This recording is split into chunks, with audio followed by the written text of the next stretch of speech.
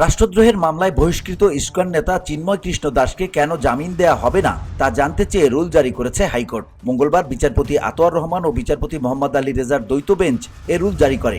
2 সপ্তাহের মধ্যে রাষ্ট্রপক্ষকে রুলের জবাব দিতে বলা হয়েছে। ধুলো, ময়লা ও ক্ষতিকর ধূলিকণা থেকে নিমিষেই মুক্তি দেয় চৌধুরী এয়ার পিউরিফায়ার। এর শক্তিশালী সাকশন ঘরের কোনায় কোনায় লুকিয়ে থাকা সকল ধুলা টেনে ফিল্টার করে এবং বের করে আনে নির্মল ও স্বাস্থ্যকর হাওয়া। আদালতে জামিন আবেদনের পক্ষে শুনানি করেন আইনজীবী অপূর্ব কুমার ভট্টাচার্য ও প্রবীর রঞ্জন হালদার, আর রাষ্ট্রপক্ষে শুনানি করেন অতিরিক্ত অ্যাটর্নি জেনারেল অনিক আর হক ও আরশাদুর রৌফ। এর আগে গত 2 জানুয়ারি চিন্ময় দাসের জামিন আবেদন নামঞ্জুর করে চট্টগ্রাম মহানগর দায়রা জজ।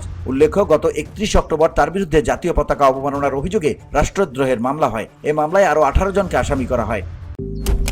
মালয়েশিয়ান প্রযুক্তিতে তৈরি অত্যাধুনিক cleaning machine modern vacuum cleaner যে কোনো ধরনের ধুলো ময়লাকে পরিষ্কার করে ঘরকে করে তুলুন চকচকে ও আকর্ষণীয়। Modem, brand of luxury. 25 November ঢাকায় গ্রেপ্তার করা হয় চিন্ময় দাসকে। পরদিন জামিন আবেদন করা হলে তা নামঞ্জুর করে তাকে কারাগারে পাঠানোর নির্দেশ দেয় Chittagong metropolitan magistrate. VOD Bangla news desk.